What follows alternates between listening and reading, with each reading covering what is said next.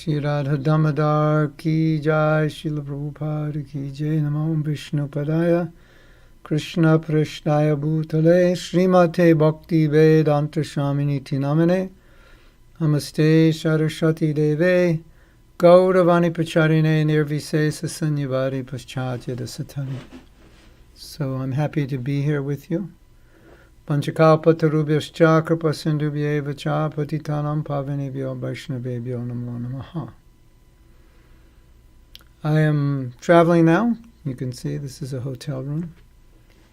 And I was asked to speak about Damodar, so I wanted to speak about how to become more absorbed in this month in meditation on Damodar, the pastime, and also the effects of, or just the festival of Kartik and what that means. So let's start with the fact, the reality, that this Leela is unique to Boma Leela. As we know, Krishna is an eternal youth, around 16 years old. Well, you can't say in the spiritual world he's 16, but as we would relate to this world, he has the form of a 16-year-old.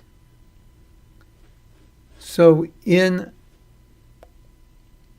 the Leelas in the spiritual world, there is no growing up pastimes, there is no babyhood, there is no youth. And these pastimes of growing up are unique to this world, and they are said to be some of the sweetest of Krishna's pastimes. So it's interesting that although we have turned our back on Krishna and tried to compete with him, still Krishna offers us the opportunity to hear, and you could say observe, because hearing is observing, these Leelas. And of course offering Mother Jasoda and Mother Devaki the chance to engage in these pastimes with Krishna. So we are very fortunate to hear about these Leelas. They're very deep and very profound. So let's start with the month of Kartik that celebrates this Leela. And what does that month of Kartik mean for us, and why is it special? So we've heard that during the month of Kartik, anything you do is 1,000 times more powerful. So therefore, devotees do extra sadhana, extra austerity, extra sacrifice, extra service. Now, when Prabhupada was here, he was always stressing preaching as the main austerity. So when it's not that we just want to do austerity for austerity's sake, although all austerity is good, it strengthens us, it helps us with self-discipline, but it's nice to do the austerity of two things, increasing and in volume and increasing in quality. So volume is like I could chant more rounds, but even more important, I can increase the quality of my chanting. I can eat more simply, I can sleep a little less, I can use more time in service, I can use more time in sadhana. So for me, when I think about austerity, I think of one of the greatest austerities is to control the mind. And so people always ask me, what is your Kartik austerity? And I may have several austerities, but the one I think that's most important is the austerity of listening to my rounds when I chant, the austerity of controlling the mind. Because sometimes controlling the mind is painful, isn't it?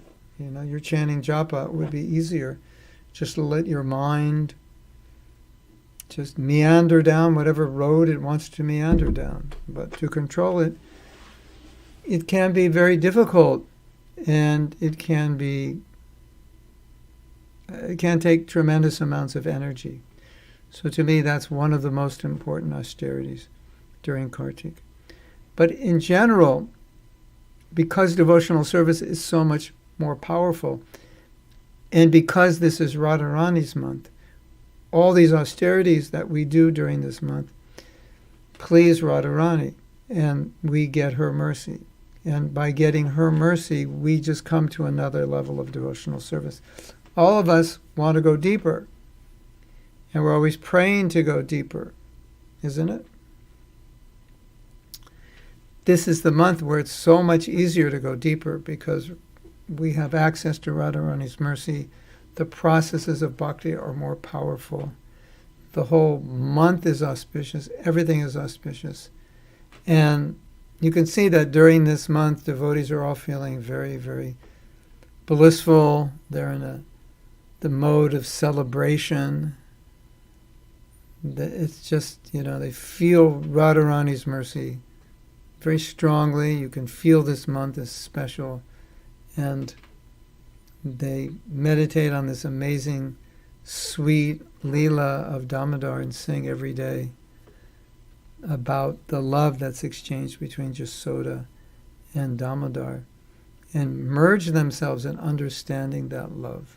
So this month, for me, and I can suggest for you also, this month is really a special time in the sense that we can enter into a deeper understanding of what is love.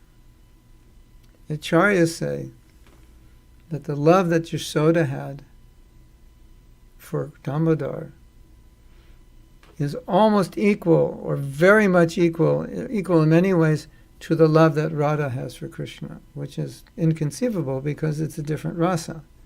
And the Madhurya rasa is more intimate, deeper, greater. But Jasoda had similar love to Radharani. So what is important about hearing a Leela of someone with that love?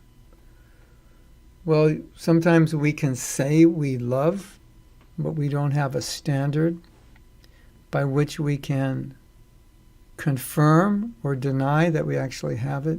Just say, oh, I love you. Well, what does love look like? How can you judge love if you don't have a standard? People say, I love God. By what standard do you love? What is love? So there was so much love between Damodar and Jasoda and Damodar in this Leela, that it gives us a standard by which we can understand, oh, this is what love means. So and it's not just that the devotee loves Krishna, but you see Krishna reciprocating with Jasoda's love. And we can just observe the sweetness of it, the sweetness of surrender, which sometimes we fear doing because we fear giving up independence. And here we see the surrender, sweet surrender. Jasoda's completely enthralled by Krishna. So that's the meditation. Really, this month of Damodar, it's of course we're meditating on this beautiful Leela and how special it is, and what all the details of the Leela and the different nuances of understanding of the Leela. But the predominating factor of that Leela is just this intense love between Krishna and his devotee that we observe, and we can say, oh yeah, this is what love is. This is what I am aspiring to, even if you're not in Vatsalya Rasa. But this is what I'm aspiring for. This kind of love. This is what love looks like. So, we all know the pastime. What makes this pastime special? Well, for me, the way I look at this pastime is I look at through the eyes of how Krishna is reciprocating with the love and the desire of the devotee to love him. And so, in one sense, you could say the whole pastime is just Damodar reciprocating with his mother's desire for love. Now you might say, but she's trying to bind him up. If he's reciprocating, why isn't he allowing her to bind him? Because it's extracting, his actions extract more love and devotion from the heart of his devotee. And as that love and devotion comes out, it extracts more from his heart. So the nature of Krishna is that he does things that will enhance that love and affection. That's his nature. He always does that. That's his MO. So everything he's doing with Mother Yasoda in this pastime and previous to this pastime that leads up to this pastime, everything is just for the pleasure of Yasoda. It's just to increase her love for him. That's the only reason he's doing it. And that's Krishna's nature, to fulfill the desire of the devotee. So whatever goes on in the Leela, which could look in it, you could see it in various ways. Excuse me. But whatever goes on in the Leela, it's only going on because Krishna is extracting love and affection out of Yasoda and relishing that love and affection. And then giving back that love and affection to Yasoda, causing her to relish that love and affection, and then giving back to Krishna. So this is relishment of love and affection. And that's the way Krishna operates. That's what he does. That's what he's all about. And so for us, in our relationship with Krishna, from his side, he's doing everything perfectly. He knows what to do and how to do it, to work with us to bring out our love. The problem is, from our side, we're not reciprocating. So he's doing all the giving. We're doing a lot of taking and not a lot of giving, and not giving on the level or the quality that he's giving to us. So when we hear the pastimes, when we meditate on the pastimes,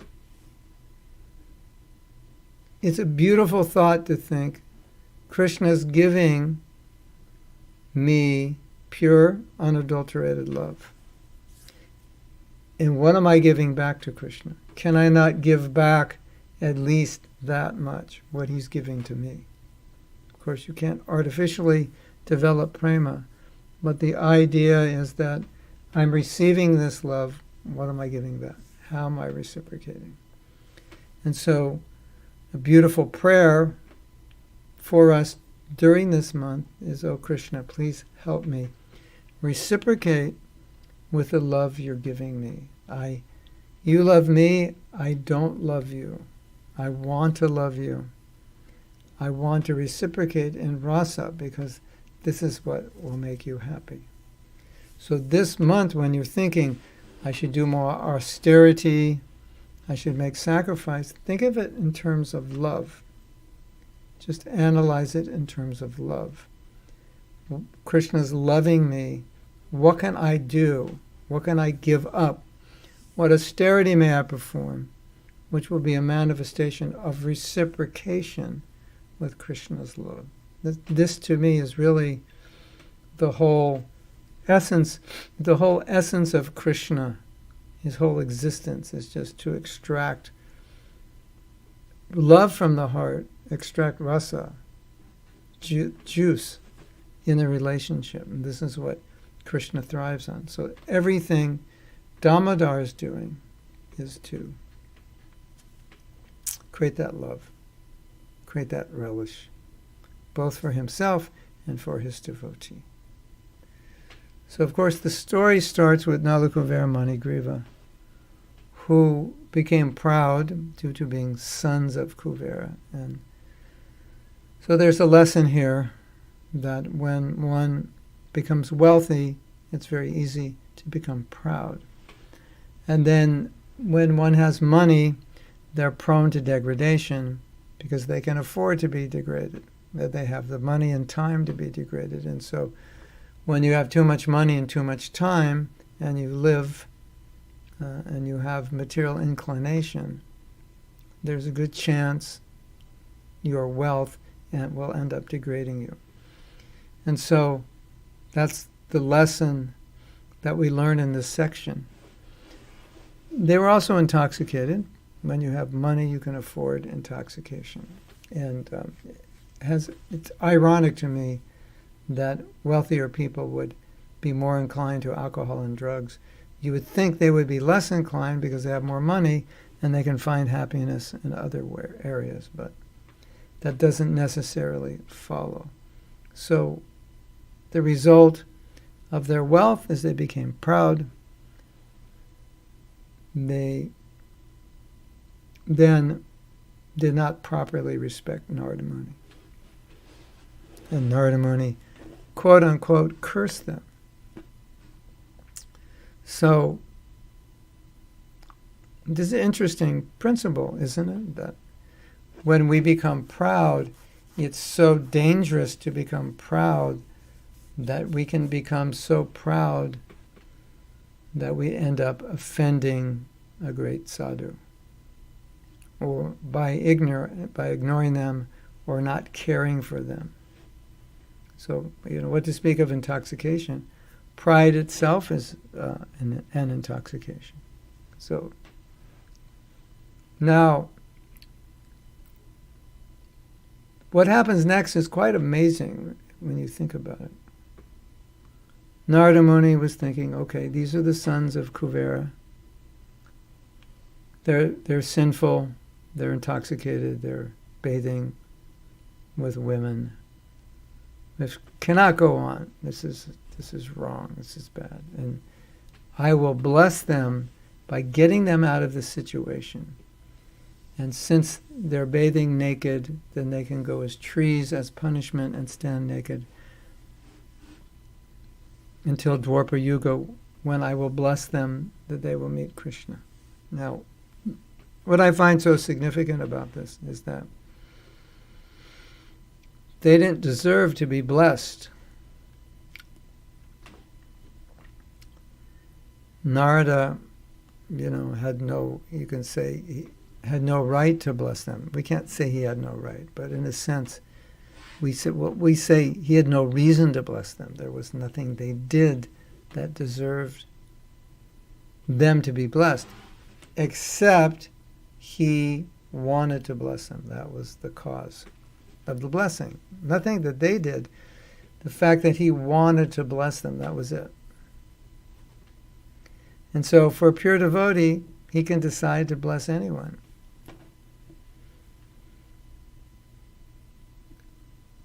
And Krishna will allow that blessing to go through, even if that person is not qualified. Interesting, isn't it? So I want to tell a story now. This is really important. So there was a disciple of Srila Bhaktisiddhanta, who later became, I think his name was Kunja Bihari, who later became Bhakti Vilas Tirtha. And he was in charge of the Chaitanya Math. And he was one of the parties involved in the split.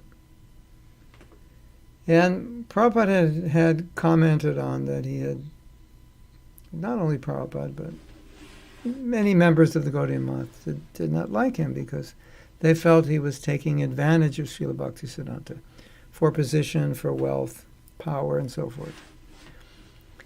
However, he was an expert manager, and apparently it was he who was responsible for presenting Srila Bhaktisiddhanta, or making Srila Bhaktisiddhanta known when they first started the movement, and for managing so many things in the movement. So Prabhupada had said that he had not been very sympathetic to us, ISKCON, and he had done some things, even in the time of Srila Bhaktisiddhanta, which were not appreciated by others. And then one day he got word that Bhakti Vilas Tirtha Maharaj had died. And then Prabhupada said he went back to Godhead.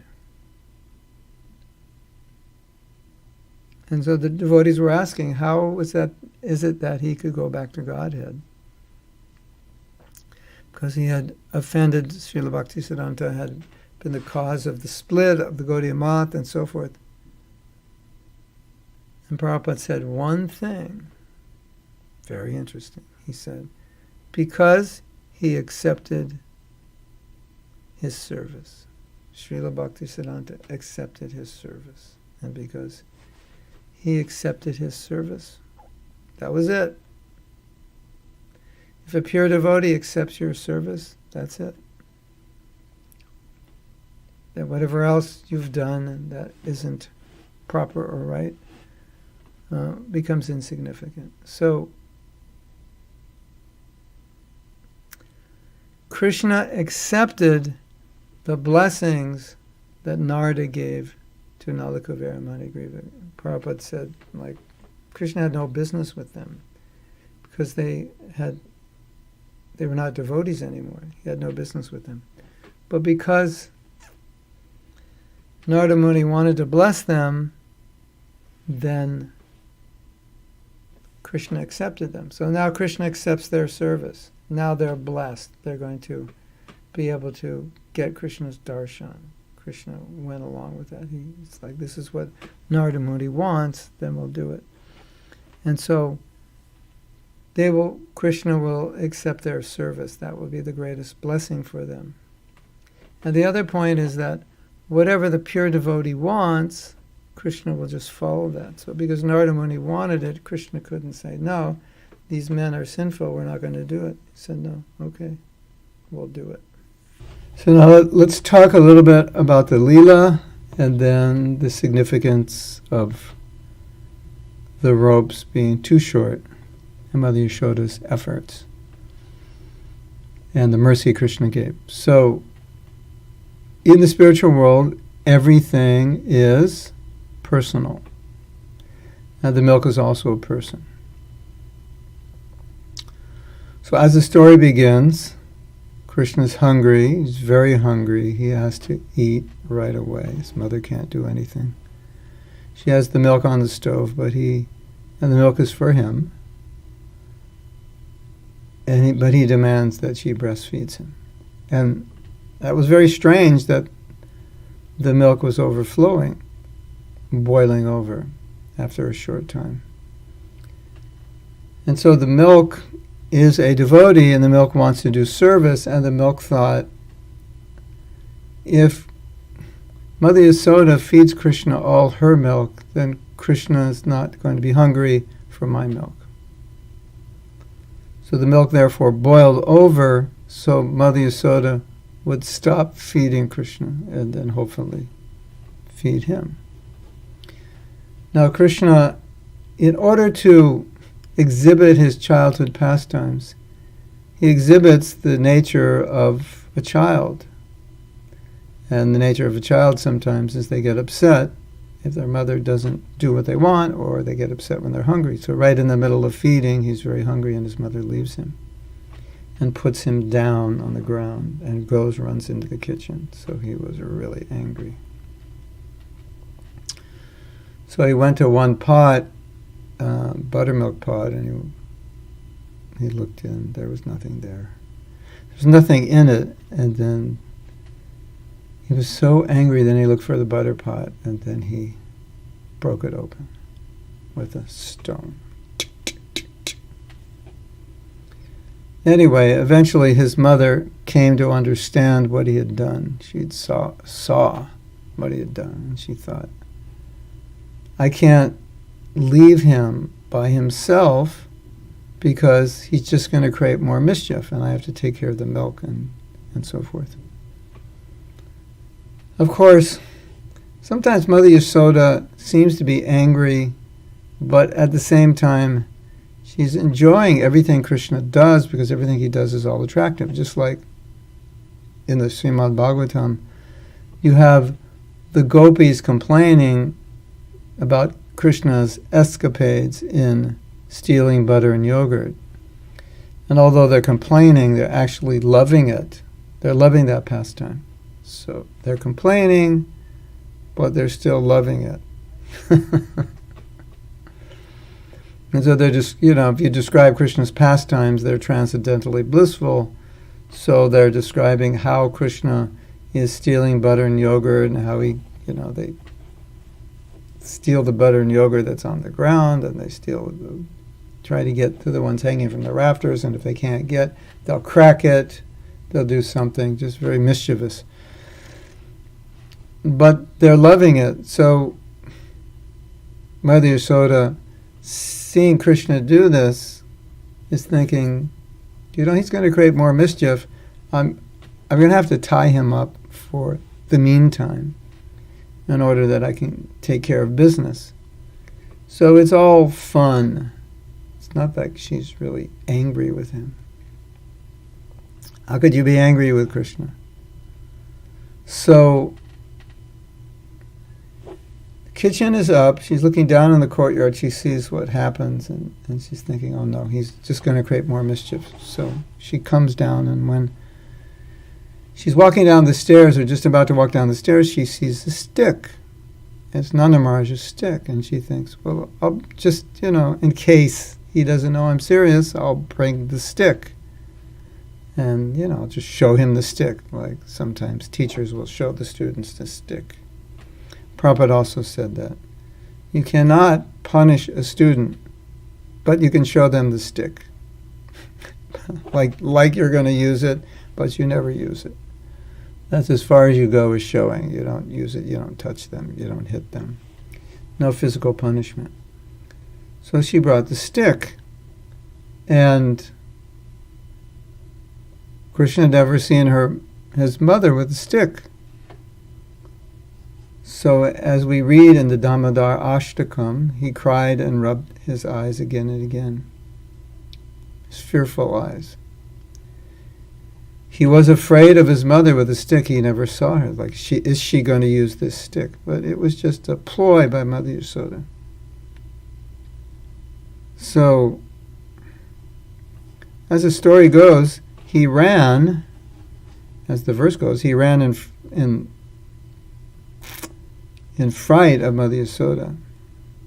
So she ran after him, but she was a little heavier. He was a little on the plump side, so he could run faster. So she was running, as the acharyas say, as I remember correctly, all afternoon to try to catch him. It wasn't just like she ran a few feet and caught him. No, it's like it went on till the afternoon. Anyway, so she gets him, and as we know the story, she is going to try to bind him with a rope.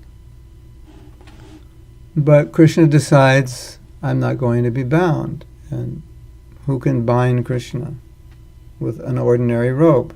You can't. It's not possible. It doesn't matter how strong the rope is or how long the rope is. So as the verse says, you were bound by your mother's love, because ordinary rope can't bind you. And Krishna and Prabhupada said, yogis are trying to find Krishna or capture Krishna or run after Krishna. But when you bind him with love, when you catch him with love, you can catch him. Otherwise, there's no material way to catch Krishna. There's no way to impress Krishna. Sometimes we think, I'm not that smart, or I'm not that good at this or that. And Krishna's not impressed if you're smart, and he's not impressed if you're good. He's impressed by your effort. He's impressed by your sincerity. So you never have to worry that I'm not good enough for Krishna, because nobody's good enough materially, but he doesn't care anyway. Patra pushpam palam toyam. So, he's saying you can offer water or a leaf, tulsi leaf, or a flower, a little fruit. So, not really an impressive offering. I come to visit you. I'm staying at your house for a week. I bring you a gift. Oh, Prabhu, I brought you some water. I'm like, oh, okay. Not impressive. But this water is special. It's from my well. I really wanted you to taste it. Oh, then you see, then you understand. It's out of love. So, we know the story. rope after rope after rope after rope was insufficient, and Mother Yasoda is bewildered by this.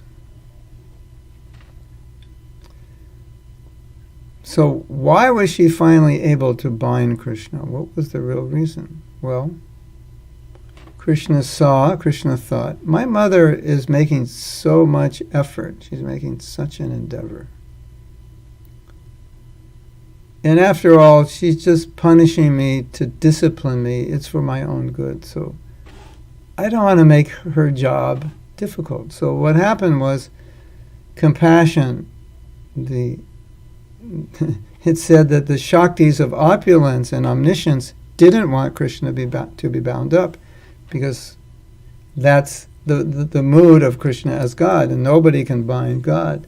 But the Shakti of compassion, when that entered the equation, then the Shakti of compassion takes over and says, let Mother Yasoda bind Krishna. And so then she pulls a hair tie out, and with that hair tie, must have been a big hair tie, she's able to bind Krishna even though he could not be bound by so many ropes. Interesting, right? So when, like it said, Mare Krishna Rakeke, Rake Krishna Mareke.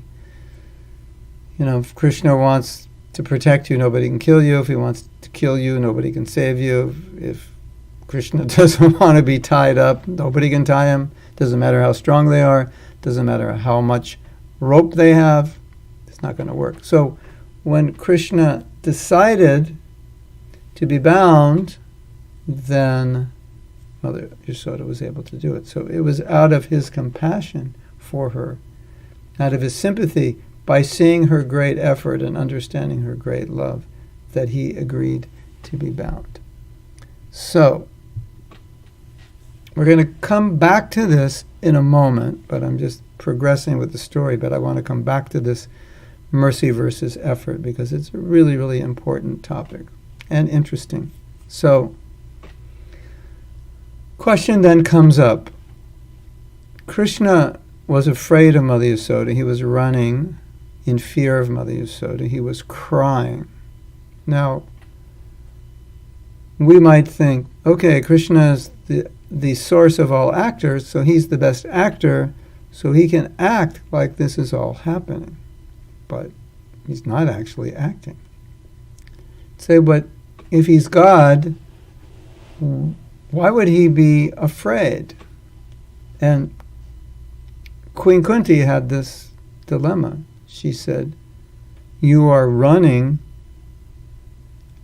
out of fear. But fear personified is afraid of you, and you are the supreme. So I don't understand.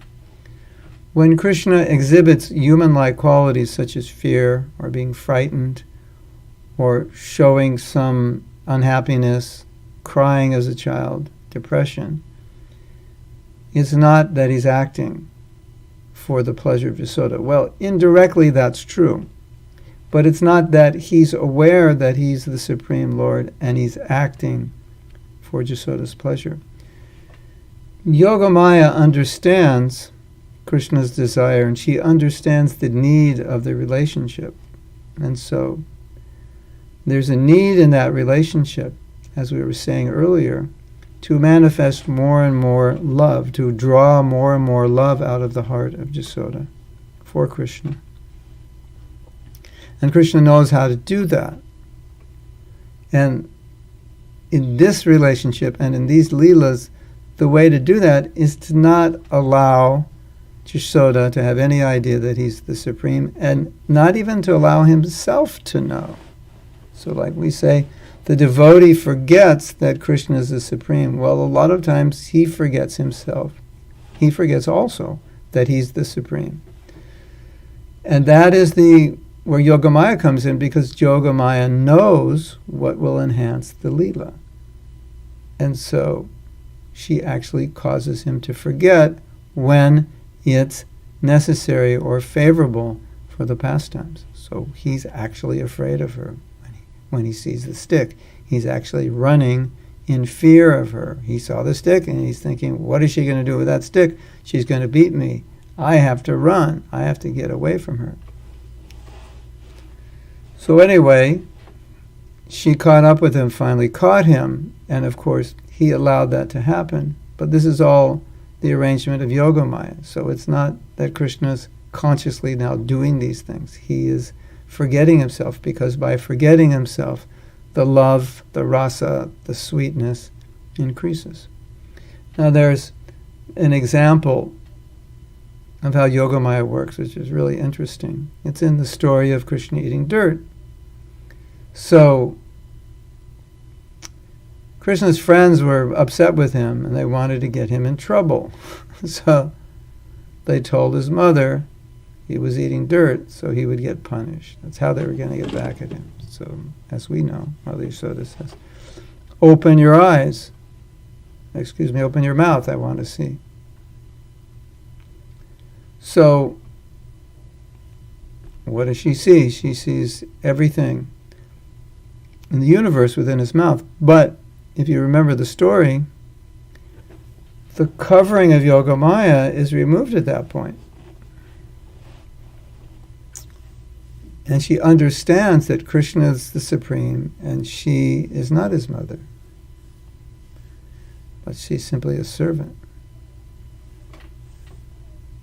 Now, that establishes this little boy as the Supreme Personality of God. It establishes that tattva for the world, but it completely destroys the relationship that Yashoda has with Krishna. So Yogamaya cannot allow this. So Yogamaya comes in and causes forgetfulness. And Yashoda actually forgets everything she saw. And so she doesn't see the dirt, and she forgets the whole incident, and she just says, okay, whatever. And the Acharyas explain that she never, ever in her life remembered that incident, because if she did, it would ruin the relationship. Now she would think, he's God, I'm just his servant. The relationship must exist entirely that he is my son. Some people say he's Narayan, as Nanda Maharaj said, I don't care what they say. Maybe he is, maybe he isn't. All I know is he's my son, and I love him. So in order to keep that relationship, that pure, loving relationship intact, then Yogamaya causes Yashoda to never, ever again remember this event. If she did, it would ruin the relationship. There's another example. It is said that Krishna was crying. He cried and rubbed his eyes again and again. So what happens when Krishna cries? Well, a lot more than when we cry, because he's the Supreme. So we cry a few tears, he cries oceans. So at least puddles. So it's described that when he was crying at Krishna's feet, there were puddles of water from his tears. So if Mother Yashoda sees the puddles of water, she's going to think, this boy is not ordinary. No ordinary boy can cry puddles of water. But because he's the Supreme, when he cries puddles of water. So Yogamaya then comes, and Yogamaya dries up all the water, because she's thinking, if Yashoda sees this, this is going to ruin everything. Yashoda can't know this. So she actually dries up the puddles. So Yogamaya is there like a producer in a movie, producing the Leelas and knowing what is in Krishna's heart. So she makes it happen. So knowing in Krishna's heart that he wants to forget that he's the Supreme, it will happen. She'll make it happen. And if for the Leela, it's going to help him to know that he is the Supreme, then she'll make that happen. Then he'll remember if that's needed. So there's this, that's her job, to facilitate Leela. And so that's what she did. And as the story unfolds, as we know, she finally is able to bind him, but he didn't like it, and she went away, and she bound him, thinking he's naughty. But Nalakuvara Manigriva had to be liberated, so it all fits into the Leela as like a fiction novel. So they're blessed. In the prayers of the Damodarastakam, Satyavrata Muni is relishing these Leelas, and he says something which I've always found so significant. He said, just by meditating on this Leela, how so many things were going on, Krishna's sweetness, the love of Jasoda, how Nalakuvara Manigriva were blessed, although they didn't deserve it, and Krishna agreed to follow through on Narada Muni's promise, and all these things happened. And then, if I think of all the opulences in this world, this is the only treasure that I want, is to remember these Leelas. This is millions of opulences are of no use to me. So Krishna engages in this Leela, ultimately, not just to gratify Jasoda, but for all the Vaishnavas then and now and forevermore. For then, in the past, now and forevermore. So we can think of these Leelas that have the power to destroy desire for anything else other than remembrance of these attractive Leelas. It's interesting, isn't it? That a remembrance of a story could defeat all my material desires and detach me from everything else in this world other than just to remember these pastimes. The childhood pastimes are so sweet and so powerful. Millions of opulences are of no use to me. I just want to remember these pastimes and your beautiful face and Mother Yasoda tying you up and chasing you and delivering Nalakuvara Manigriva, and then this pastime is so amazing. I offer my obeisances to it. I offer my obeisances to the rope, and I offer my obeisances to Radha. So, one point on Radha, sometimes at the end of the Damodarastakam, we chant Jai Radha Damodara Radha Damodara Radhe. And you might think, but it's Jasoda Damodar. Why don't we sing Jaya Jashoda Damodara? Well, I actually heard somebody singing it the other day for the first time.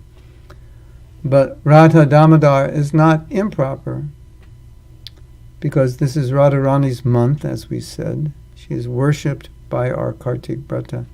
But once Krishna was late for his appointment, his rendezvous with Srimati Radharani, and when he's late, sometimes she becomes very upset. Sometimes she doesn't wait for him. She just leaves and sulks, and he has to find her and apologize.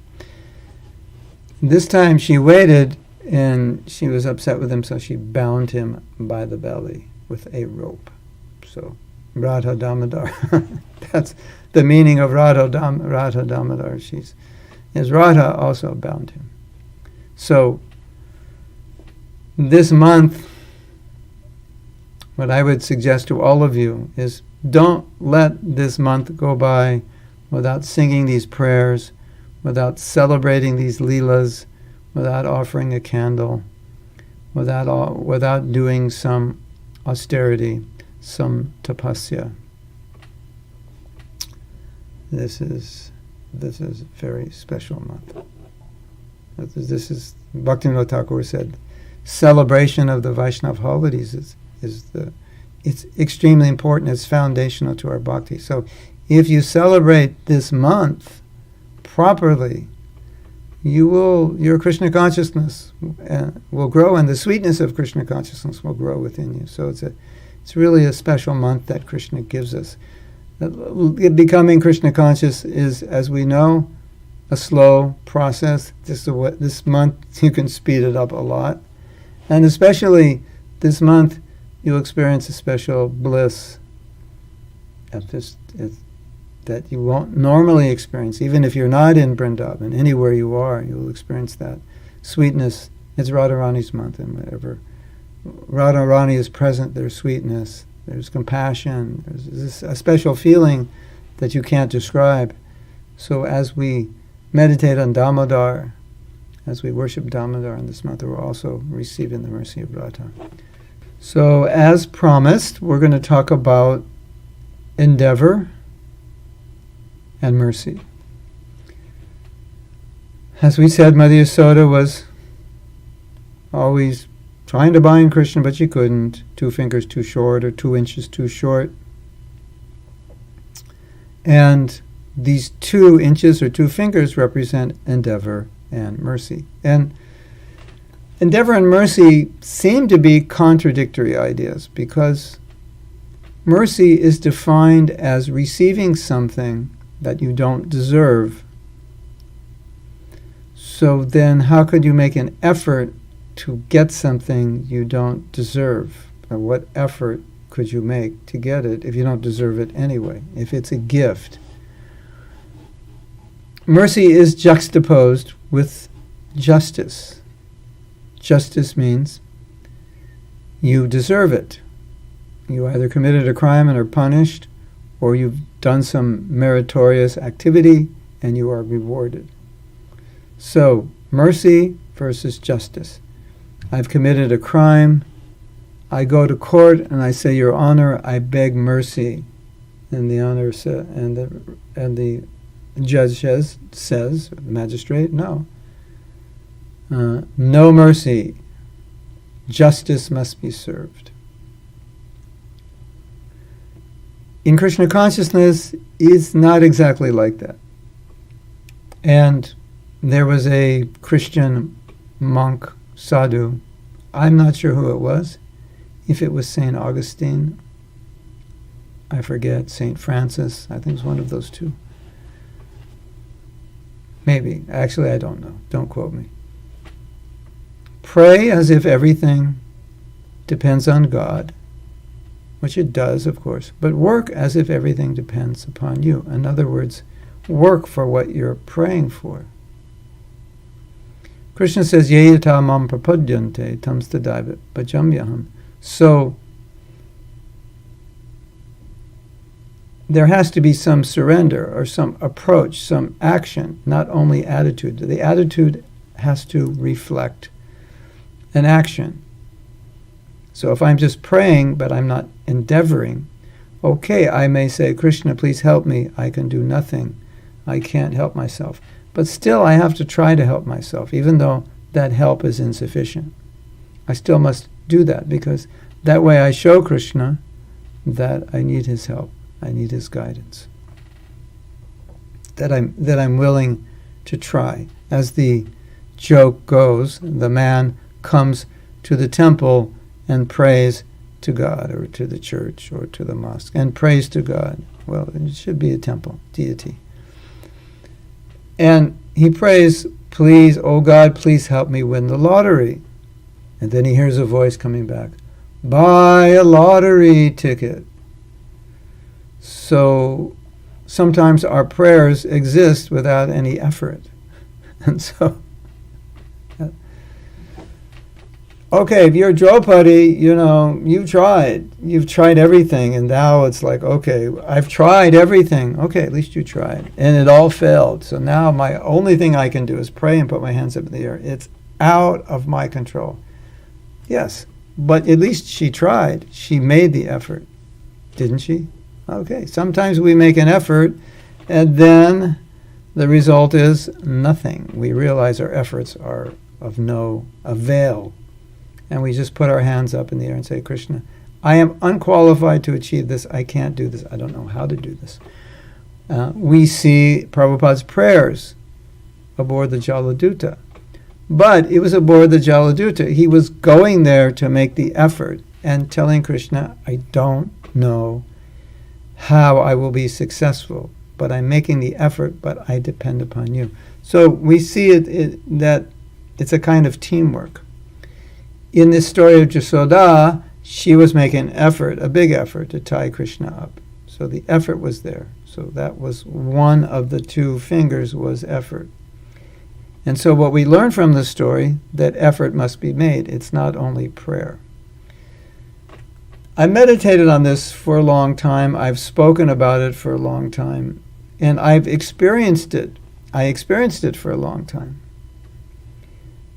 But I was looking for a quote. I was looking for something that was more explicit about this idea, because it always seemed to confuse devotees a little bit. If, Lord Chaitanya is all merciful, the holy name's all merciful, what do we really have to do? Isn't it all just His mercy? And we're just receiving His mercy. And isn't, as we said, isn't it all just mercy? It's like there's nothing you can do. You just put your hands out and get it. That's true. But it's not the whole picture, because if you have to put your hands out and get it, at least you have to put your hands out. Now, Prabhupada said, sometimes there is kripa, that you're liberated by kripa, guru kripa, kripa siddhi. So a devotee asked Prabhupada, how does kripa siddhi work? And he said, I put money in your pocket. You don't even put your hand out. Okay, but Prabhupada said, that is something rare, and that is something we can't depend on. I have to make, so he gave the example, go to university, get a degree. You can't just study books and depend upon the university to give you a degree, although sometimes they do that. If you show excellence in a topic, they may give you an honorary degree. But most of the time, you actually have to go to school and make the effort. So I finally found the quote one day by accident in a book that was sitting in an ashram that I was visiting, a temple, and I was staying overnight.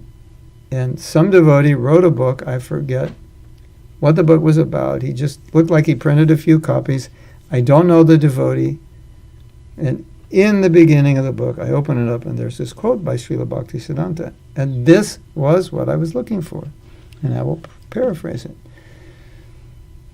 And Srila Bhaktisiddhanta said, unless we make our best efforts sincerely,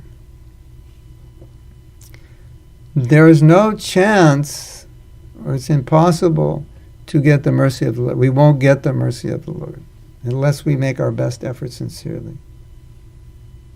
I think he used the word, unless we extend our best efforts sincerely. We won't attract the mercy with the Lord, and without the mercy, we can't become Krishna conscious. I said, oh, there it is. It's right there. It's very clear. So, sometimes all we have to do is make an effort, and make a useless effort at that. But just make the effort, and then Krishna sees, oh, you're making an effort. I'll give you mercy. This came up in a conversation that Giriraj Swami had with Srila Prabhupada. And he was chanting, but his mind was wandering. And so he asked Prabhupada, is it an offense to chant when your mind's wandering? I'm not actually hearing. And of course the answer is yes, but Prabhupada didn't say yes. And Prabhupada asked a question. He said, are you trying? He said, yes, Srila Prabhupada, I'm trying. Prabhupada said, if you're trying, it's not an offense. Very, very interesting answer. Later on, I read a definition of offenseless chanting given by Srila Bhaktisiddhanta Saraswati Thakur. He said, offenseless chanting means to make an effort to not commit the offenses. Actually, he said it, offensive chanting, said it the other way. He said, offensive chanting means to make no effort to avoid the offenses. So the whole difference between namabhas and namaparad is, in namaparad, you're allowing yourself to commit aparad. You're not making any effort to avoid it. If you just begin chanting some person on the street, you don't know what the offenses are, and you can't make any effort to avoid them. So your chanting is considered namabhas. But when you become a devotee and you want to come to the platform of Shuddhanam, you have to know what are the offenses to be avoided. But the The situation is that once you know what the offenses are, then because you know, you can make them if you don't endeavor not to make them. Whereas if you don't know, it's not considered that you're making them, which is why Shastra says so many people were chanting Namabhas by referring to the holy name or jokingly saying the holy name.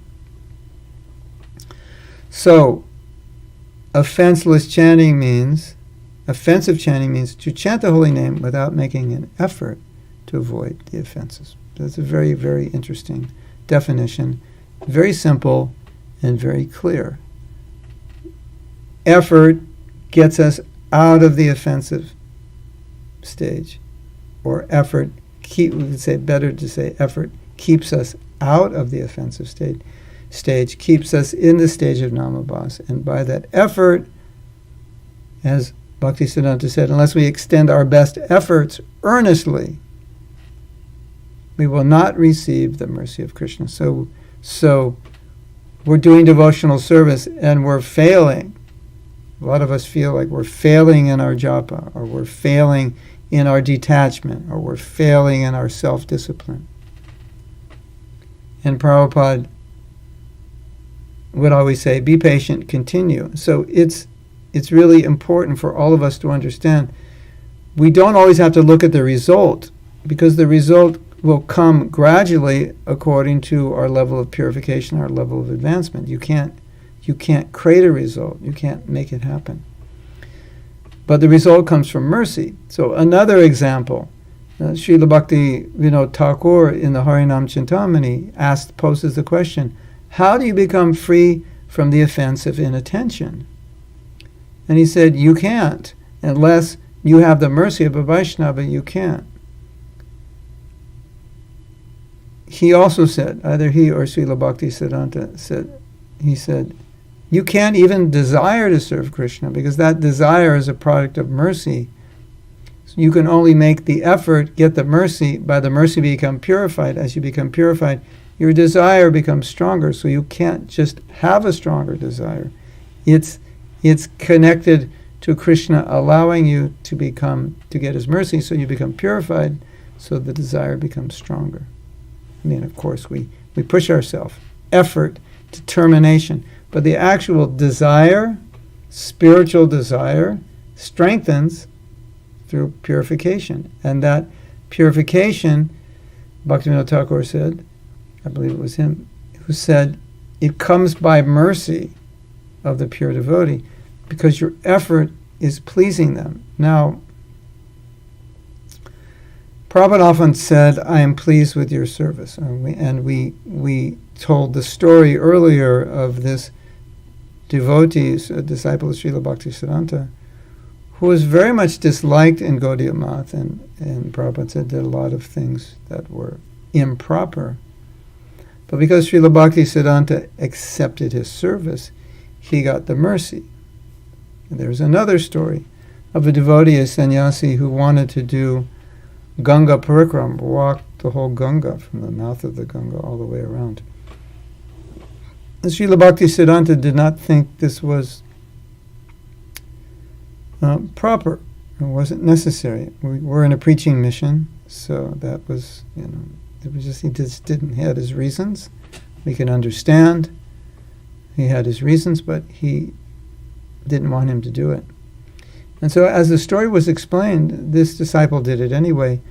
And when he returned, I don't know how long it took, but when he returned, and that was quite an austerity, Srila Bhaktisiddhanta took away his sannyas.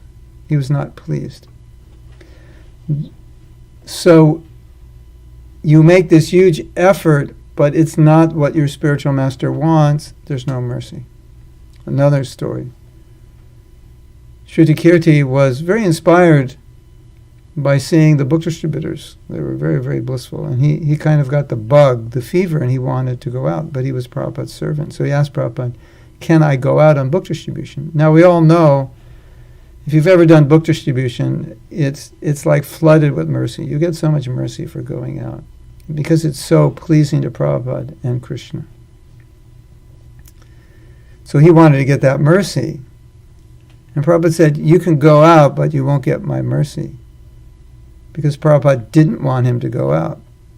And Prabhupada said, "You are my servant. Your service is to be with me 24/7. He didn't use those words, but 24 hours a day. That's your service. So you can go out, but without my mercy." One time, a devotee, it was a senior devotee, temple president, he wrote to Prabhupada that he was going to remarry or wanted to remarry. And Prabhupada allowed him. And of course, if you read Prabhupada's statements in books, he very much discouraged divorce. And so Shrutakirti asked Prabhupada, "Why did you allow him?" And he said, "Because he's going to do it anyway." Prabhupada could tell from his letter that he was more or less telling Prabhupada this is what he's going to do, more than asking. And Prabhupada said, "If I say no, he would be disobeying my order, and that would be detrimental for his spiritual life. So if I say yes, then he won't be disobeying my order." So that Krishna is there also. So Krishna's looking at us. Are we pleasing our spiritual master? Are we pleasing Prabhupada? And because of that, he gives mercy. Like sometimes a disciple may please their guru, but the guru may not know that the disciple did that service. But through the system, Krishna is pleased, the mercy comes. Krishna knows, oh, this is what this devotee's guru asked him to do, and he did it. I am pleased. So even the guru is not conscious of it. Just that the guru is pleased, Krishna then kicks in with mercy. And there's so many examples of this that I think the point is clear. This is why Vaishnava aparad is so deleterious. It's so bad. Because the Vaishnavas should be served in order to get their mercy. The Vaishnavas should be heard in order to get their mercy. But if we offend the Vaishnavas, then that mercy flow is cut off. And if that mercy flow is cut off, once the mercy is cut off, we can't make spiritual advancement on our own, because it's all by mercy. It's not by our effort. Our effort is only attracting mercy, but it's the mercy that's doing it. Effort, I'll go on Sankirtan, I'll make this effort, but my guru doesn't want it. I'll go do Ganga Parikrama, but my guru doesn't want it. So the effort, if it doesn't attract the mercy, the effort alone, it doesn't do anything. Interesting, right? So if I serve the Vaishnavas, if I do some little service, something to please the Vaishnavas, and Krishna is pleased because I please the Vaishnavas, and then Krishna gives me mercy. If I do something to offend the Vaishnavas, I should always avoid offending them, because if I upset a Vaishnava, then some mercy is restricted, and in some cases, complete mercy is restricted. There is a story in which some devotees started a community. They had left ISKCON, and the community followed only 2 regulative principles. And they were still doing kirtan, but they were engaging in illicit sex and intoxication. And so when Prabhupada found out about it, he was told, it was explained by the GBC, that their philosophy is that, well, we may not be following all the principles, but at least we're chanting. And Prabhupada said, but that chanting is disrespect, the third offense, to disobey the order of the spiritual master. So it's nam aparad. So although you're chanting, it's nam aparad. So you're going through the process of chanting, but it's not working. It's not you just chant, well, it's the Hare Krishna mantra, so it's always going to work. It's always pure, it's Krishna, it's non-different. No. When you make offenses, Krishna is absent. He's not there. Srila Bhaktisiddhanta said that. Krishna is absent in offensive chanting. So then Prabhupada said to this argument that at least we're chanting, Prabhupada said, yeah, and that chanting and maybe in 300 lives will be effective, because if you chant offensively, there's no mercy. So you have to chant life after life after life, eventually stop making the offenses, and maybe in 300 lives you'll stop making offenses. Or he was saying, if you keep making these offenses, it could take 300 lives before you overcome the offense. So another example of how doing something which is not pleasing the Guru doesn't produce any effect. Even chanting Hare Krishna does not produce effect if it's not pleasing to the spiritual master, or pleasing or pleasing to the Vaishnavas. Of course, it always has to be pleasing to the Guru, following his order. So when mercy comes, mercy fills a gap that's in our life, and the gap is that this is where we are and this is where we need to be. And in that gap, our effort alone will not get us here. Our efforts will only get us here. We're like, this is our threshold. We try to go above it by our effort, but we can't. And the goal of Krishna consciousness is way up here. Mercy fills this gap. So mercy takes us to a place we cannot go on our own. Mercy gives us realization, mercy gives us strength, mercy gives us effort. And a lot of times we think that we're very, very Krishna conscious, or very, very inspired, or very spiritually detached and strong, when it's not actually us. It's almost like kind of like a Mayavad philosophy, that we're identifying with that Shakti of mercy that's helping us advance. We're getting the mercy, the kripa of our spiritual master, of Srila Prabhupada. And then all these good qualities are coming from it. But the fact of the matter is, it's not us. And when we're feeling strong, we might think, I'm feeling spiritually strong. But we should always understand that strength is not coming from us. It's coming from the mercy that is a byproduct of the process we're following. So I go out and I speak, or I distribute books, I help people become Krishna conscious. Mahaprabhu, Srila Prabhupada are smiling on us, showering blessings, as Prabhupada said. So I feel very inspired. I feel very strong. But it's actually the mercy that's doing it. And I'm just making the effort, and I'm getting their mercy. And so that's the secret. In Srimad Bhagavatam, I believe it's Srimad Bhagavatam, Prabhupada says that the secret of success is pleasing the spiritual master. And Prabhupada always said that my success, he would humbly say, I am not qualified, but my success is that I follow the order of Srila Bhaktisiddhanta. It is all his mercy. So Prabhupada always gave credit to this mercy, but we can see in that statement of giving credit to the mercy, even though Prabhupada said, I didn't do anything, what did he mean that he didn't do anything? He meant that he made the effort, and that everything was arranged by the mercy of his Guru and the acharyas that Prabhupada. Rupa Goswami told Prabhupada, or Prabhupada heard, or within the heart, I forget how that story goes, that you just go to the west, I will be there behind you. I will take care of everything. You just make the effort. So this is really one of the most important takeaways from this story. And we shouldn't be afraid if we have big service that we feel maybe is beyond our capability. At least we make the effort to do the best we can. I remember there was one devotee. He had amazing preaching programs. He made so many devotees. He established so many namhatas. It was incredible. And he was so successful, but he wasn't a good manager. And how it happened was just by his sincerity, by his effort, so many people came to help him. So even on the material level of service, of moving matter, making things happen, sometimes just the sincerity attracts Krishna's attention, and Krishna sends people, sends resources to help. This is how it works. So humility is defined as needing help. I feel unqualified and I feel I need help. And in so many ways, Prabhupada has told us we should always feel that I'm not qualified to achieve Krishna consciousness. I'm not even qualified to do my service. but I'm praying to Krishna, you please help me.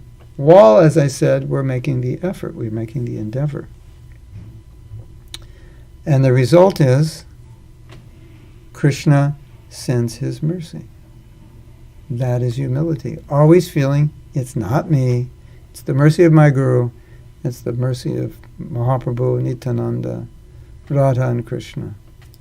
That's actually the definition of humility. So we talk a lot about the need for being humble, and sometimes we may look at humility as being soft-spoken, letting someone go in front of us, being introspective, seeing our faults, not seeing the faults of others. This is all true. But this is also one of the primary principles of humility. In fact, Srila Bhakti Siddhanta Saraswati Thakur said that in chanting of the holy name, humility means, Krishna, I cannot become Krishna conscious on my own. I need your help. And I'm chanting Hare Krishna, Krishna Krishna, Hare Hare, Hare Ram, Ram Ram, Hare Hare. I'm chanting, praying to you for help. I need help. Please help me. I need help in becoming a pure devotee. On my own, I can't do it. It's not possible. That's Trinada Pisunichena in relation to chanting the holy name. And that tolerance is this essential point of humility. That I will go on chanting, I will go on endeavoring, whether Krishna shows me mercy or not, like the chakor bird, only takes water from the clouds, only looks up, I will only take water. I'm thirsty, there's no rain, but I'll only take water from the clouds. I'll only take mercy from Krishna. So I go on endeavoring, no matter what, I go on endeavoring. Krishna sends mercy, he doesn't. I am dependent on his mercy. I have faith in his mercy that he will give it when he wants to, according to what I need, how he wants to give it. And the last point I want to make is that we have to be qualified, we have to have the adhikari for the mercy, because Krishna will only give as much mercy as we are capable of using or qualified of using. At one time, Prabhupada said, if Krishna gave you too much mercy too fast, you would actually become proud, because you would fill that gap in a few days, and then up here, not yet being qualified for it, you would become proud that you're a more advanced devotee than others. And you would think, well, if I'm up here, I would be humble. If it takes you your whole life to get here, you will get it here because you're humble. If it takes you a week, you want this mercy to come here. Prabhupada said you would become proud of your advancement. So, your cup has to be strong enough to hold the liquid. So Krishna is going to give you the mercy according to your ability to use it, to remain humble, to not identify with your spiritual advancement in a way that you think you're better, that you think you're qualified, that you did it, but actually it's all coming from him. And if we stay humble like that, then he'll just pour more and more mercy on us, and then we'll make more and more advancement. Thank you very much. Sri Sri Radha Damodar Ki Jai. I wish you all have wonderful, wonderful rest of the Kartik. Make this month special. Make this time special. Absorb yourself in this Leela. Learn from it. Relish it. And share it with others. Hare Krishna. Jai Srila Prabhupada.